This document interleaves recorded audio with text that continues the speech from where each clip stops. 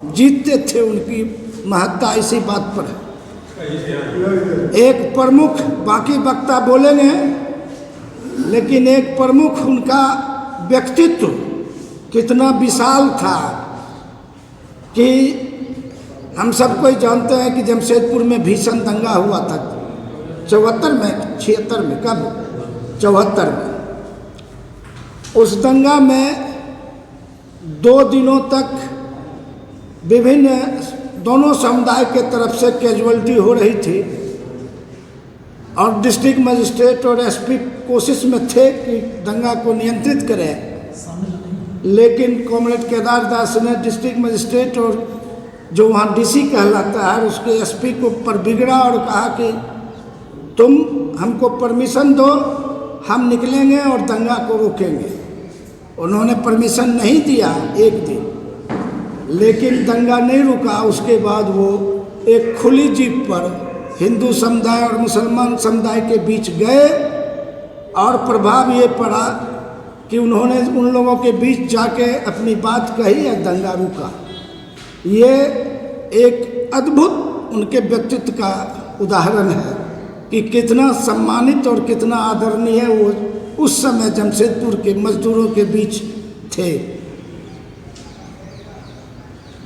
आज जो 4 श्रम कोड पर जो विषय हम लोगों ने रखा है कि आज उनकी सब लड़ाई वर्तमान सरकार मजदूरों से छीन रही है, जो भी सुविधा मिली है 4 श्रम कोड के रूप में, उसको जानने समझने के लिए हम लोगों ने रखा। लेकिन हमको आज ये कहने में गुरेज नहीं हो रहा है कि सरकारें क्यों सफल होते जा रही है अपने नीतियों को लागू करवाने में, अपने इजारेदार पूंजीपतियों को लाभ पहुंचाने में, मजदूरों के खिलाफ हमला करने में सरकार क्यों सफल हो रही है कि आज इतने गंभीर विषय पर और इतने महान नेता के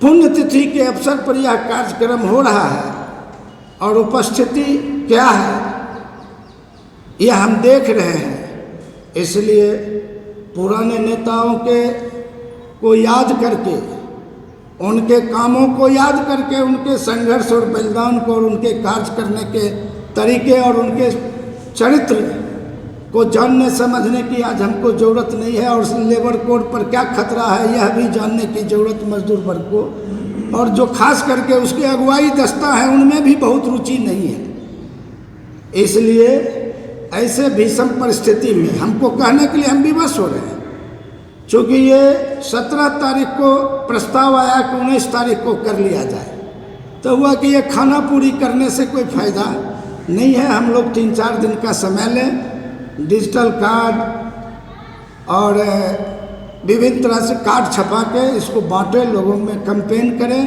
ताकि कम से कम 50-60 लोग भी आवें, लेकिन लोग नहीं आए हैं।